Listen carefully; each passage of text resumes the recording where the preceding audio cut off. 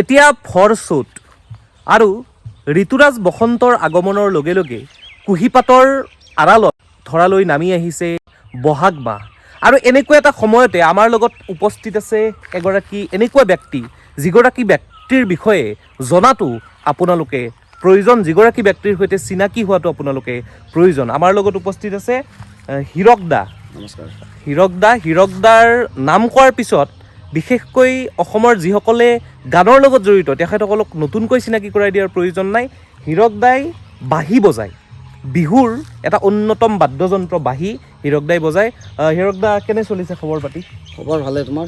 আছোঁ। বাকী বিহুৰ ব্যস্ততা কেনেকুৱা? বিহুৰ ব্যস্ততা আমাৰ আখৰাবিলাক চলি আছে। আমি আখৰা কৰি আছোঁ, গতিকে আৰু যিহেতু এতিয়া চ'ত মাহ চলি আছে, এতিয়াতো মানে আখৰা চলি আছে সকলোৰে, আমি আখৰা কৰি আছোঁ।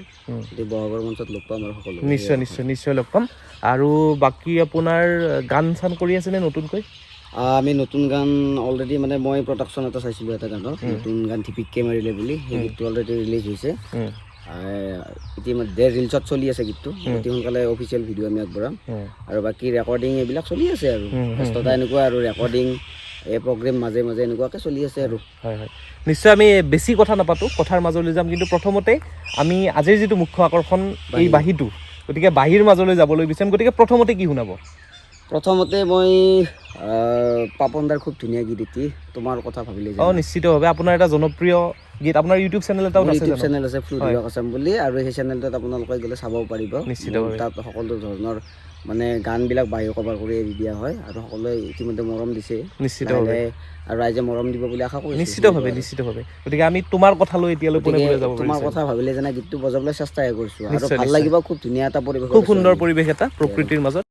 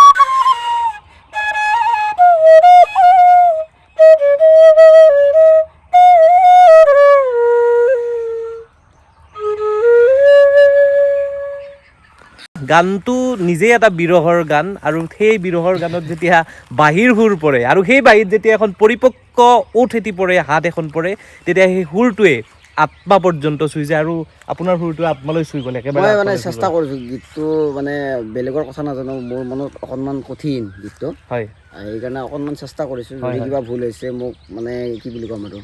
আমি বাৰু টেকনিকেল কথাবিলাক ইমান নাজানো, তথাপি যিটো সুৰটোৱে আত্মাত যিটো চুইছে সেইটো মানে অবৰ্ণনীয়। গতিকে আমি বেলেগ কি শুনাব আৰু? এতিয়া মোৰ আৰু জনপ্ৰিয় সুৰ বুলি ক'লে, মোৰ নহয় একচুৱেলি, মানে মোৰ বাহিৰ সুৰত মানে যিবিলাক মানুহে শুনিছে অলৰেডি, এই বিয়া গীত মই অলৰেডি কেইটামান বজাই কিনে থৈ দিছোঁ, মানে হেৰিত মোৰ ইউটিউব চেনেলত। আমি শুনিছোঁ, মাজতে কৈছোঁ, আপুনি কলেজত থকাৰ পৰা বিয়া গীত বজাইছে। আৰু আপুনি যিখন কলেজত পঢ়িছিল, মই সেইখন কলেজত, ৰঙিয়া কলেজৰ এগৰাকী অধ্যাপকে মোক কৈছিল, আপুনি যেতিয়া বিয়াৰ গীত জোৰে তেতিয়া মানুহৰ মনত সেই বিয়াৰ যিটো আনন্দ, সেই আনন্দটো প্ৰস্ফুটিত হৈ যায়। মোক সেই এগৰাকী অধ্যাপকে কোৱা এইটো কথা, মই আপোনাক আজি ক'লোঁ এই কথাটো। গতিকে মই ঘৰতে ভাবি আহিছিলোঁ যে বিয়াৰ গীত আপোনাৰ বাঁহীত আজি নিশ্চয় বজাম, কাৰণ আৰম্ভণি মই ফাৰ্ষ্ট বাঁহী যেতিয়া হাত দিছিলোঁ, আৰম্ভণি মই বিয়া গীতে বজাইছিলোঁ। আৰু সেইকাৰণে চাগে বিয়া গীত বজালে চাগে ৰাইজে বেছি সেইকাৰণে ভালেই পাইছে মই নাজানো, কিন্তু মানুহে অলৰেডি বিয়া গীতত বহুত বেছি মৰম দিছে মানে মোৰ বাঁহীৰ সুৰত আৰু মই যিখিনি দেখিছোঁ আৰু। হয়, বিয়া গীত বাঁহীত নিশ্চয় ভাল লাগিব, ভাল লাগে। গতিকে আমি পোনে পোনে বিয়া গীতলৈ যাওঁ নেকি? ঠিক আছে, বজাই দিছোঁ।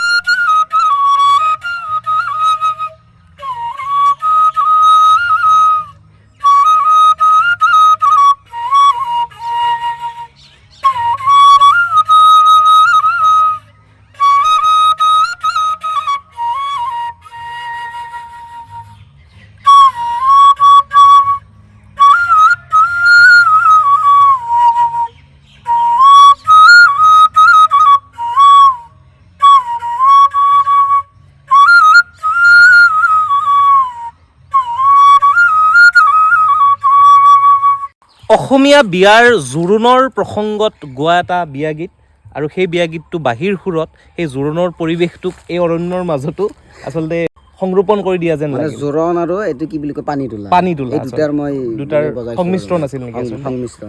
হয়, নিশ্চিতভাৱে বহুত ভাল লাগিলে, দুটা সুৰ শুনিলোঁ। এতিয়া আমি অকণমান বাঁহীৰ পৰা আঁতৰি আপোনাৰ জীৱনলৈ যাবলৈ বিচাৰিছোঁ। কেতিয়াৰ পৰা বজাই আছে এই বাঁহী? মই 2012ৰ পৰা বজাইছোঁ। 2012ৰ পৰা এতিয়ালৈকে বজাই আছোঁ। কেইবছৰ হৈ গ'ল? মোটামুটি 12-13 বছৰ। 12-13 বছৰ আৰু প্ৰগ্ৰেম কৰা মোটামুটি 10-12 বছৰ হ'ল আৰু প্ৰগ্ৰেম কৰা। আচ্ছা। আৰু বাঁহী শিকা কেইবছৰ হ'ল? বাঁহী শিকা মই এইখিনিতে মোৰ গুৰুৰ নাম ল'ব লাগিব। মোৰ গুৰু হৈছে আন্তৰ্জাতিক খ্যাতি সম্পন্ন বাঁহী বাদক দীপক শৰ্মা ছাৰ। আচ্ছা। আৰু আছে 3জন, Kishore Bharali sir, Kailash Chowdhury sir, Kamal Saikia sir, গোটেই এই 4জন মোৰ গুৰু একচুৱেলি। আৰু শিকোঁতে মোটামুটি মোৰ বছৰ হিচাপত চাব গ'লে 3-4 বছৰমান লাগিছে, কিন্তু দিন হিচাপত চাব গ'লে মানে বেছি দিন নহয় আৰু। কিন্তু বছৰ যিহেতু আমাৰ মাহত 4টা দিন ক্লাছ কৰে, কেতিয়াবা মিছো হয়, কেতিয়াবা এনেকুৱা হৈ যায় আৰু প্ৰব্লেম। তেনেকুৱা মিলাই বছৰৰ চাব গ'লে 4 বছৰমান হ'ব, কিন্তু ডে হিচাপত কম আৰু এনেকুৱা আৰু। আচ্ছা, আচলতে এতিয়া আপুনি বাঁহী কেৱল ষ্টেজতে বজায়, গানত বজায় বুলি গম পাওঁ।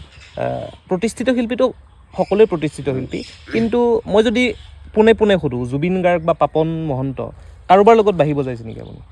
মই মানে মোৰ ভাগ্য হৈছিল জুবিনদাৰ লগত বজোৱাৰ। মানে একচুৱেলি জুবিনদাৰ লগত মই জুবিনদাৰ ওচৰত গৈছিলোঁ, আৰু যোৱাৰ ফলত মানে কি মই বাঁহী বজাইছিলোঁ জুবিনদাৰ লগত। আৰু জুবিনদাৰ ভাল পাই মোক আমাৰ যি ৰত্নাকৰ চিনেমা যে আছিল যতীন বৰাদেৱৰ, সেইখন চিনেমাত মোক বজোৱাৰ মানে সুবিধা কৰি দিছিল। আৰু কোনটো গীতত? মই বেকগ্ৰাউণ্ড বজাইছোঁ আৰু প্লাছ একদম মেইন গীতটোতে বজাইছোঁ মই। আচ্ছা, কোনটো গীতটো যদি অকণমান? মই মানে কি এইটো টাইটেল ট্ৰেক আৰু ৰত্নাকৰৰ যিটো টাইটেল। আচ্ছা, ৰত্নাকৰৰ যিটো টাইটেল, আচ্ছা, সেইটোত আপুনি মই বজাইছোঁ আৰু বেকগ্ৰাউণ্ডটো বজাইছোঁ কিবা কিবি এনেকুৱাকৈ মিলাই আৰু। আচ্ছা, সেই টাইটেল ট্ৰেকৰ সুৰটো অকণমান সম্ভৱ হ'ব নেকি? সেইটো মানে বাঁহীত শুনিব ভাল নালাগিব, এইটো টাইটেল ট্ৰেকটো অলপমান মানে বেলেগ ধৰণৰ, মানে বাঁহীত বজালে ইমান এটা। বুজি পাইছোঁ, মানে অকলে বজালে ভাল নালাগিব। নাই ভাল নালাগিব। হয়। গতিকে নিশ্চিতভাৱে এতিয়া আপোনাৰ পঢ়া শুনাৰ বিষয়ে কিমান কলৈকে পঢ়িছে? মই মানে গ্ৰেজুৱেশ্যন কমপ্লিট কৰিলোঁ। হয়, গ্ৰেজুৱেশ্যন কমপ্লিট কৰি আৰু কি বুলি ক'ম, গ্ৰেজুৱেশ্যনে কমপ্লিট কৰিছোঁ ৰঙিয়া কলেজ, ইতিমধ্যে গম পালোঁ। আৰু হায়াৰ ছেকেণ্ডেৰী ক'ত কৰিছিল? আৰু হায়াৰ ছেকেণ্ডেৰী মই পূৰ্বাঞ্চল একাডেমি বুলি এখন প্ৰাইভেট কলেজ, তাৰ পৰা মই হায়াৰ ছেকেণ্ডেৰী কৰিছোঁ। আৰু গ্ৰেজুৱেশ্যন কমপ্লিট কৰিছোঁ মই ৰঙিয়া কলেজৰ পৰা। তাৰপিছত বাঁহী?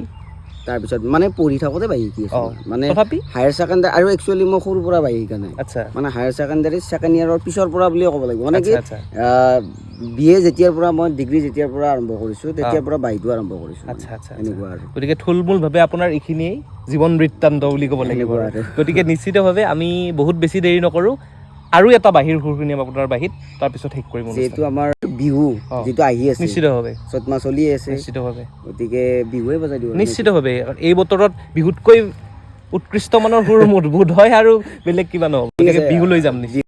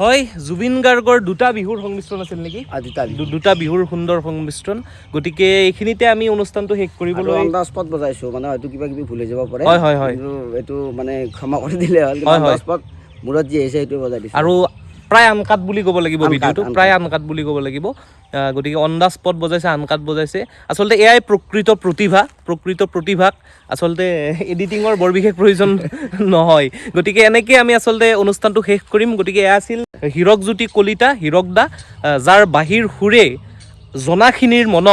জনাখিনিক যিসকলে জানে তেখেতসকলক ইতিমধ্যে মোহাচন্ন কৰি আহিছে আৰু আমি বিশ্বাস কৰোঁ যে তেখেতৰ বাহিৰ সুৰে তেখেতৰ যি গুৰু দীপক শৰ্মা সেই দীপক শৰ্মাৰ দৰেই গোটেই বিশ্বকে যেন তেখেতৰ বাহিৰে মোহাচন্ন কৰক বাহিৰ সুৰত গোটেই বিশ্বই যেন মোহাচন্ন হৈ পৰক সেয়া আমাৰ কামনা সেয়া আমি অন্তৰেৰে বিচাৰোঁ গতিকে এনেকৈয়ে আমি আমাৰ আজিৰ এই অনুষ্ঠানটোৰ পৰা বিদায় ল'ব লাগিব আৰু এইখিনিতে আমাৰ এই ভিডিঅ'টো শেষ কৰিবলৈ আমি ওলাইছোঁ গতিকে যদি চাই ভাল পালে তেন্তে ভিডিঅ'টো লাইক কৰিব লগতে শ্বেয়াৰ কৰিব আৰু আটাইতকৈ গুৰুত্বপূৰ্ণ চেনেলটো ছাবস্ক্ৰাইব কৰি দিব গতিকে ধন্যবাদ আকৌ লগ পাম আকৌ এটা নতুন ভিডিঅ'ত তেতিয়ালৈ চাই থাকক মাধ্যম।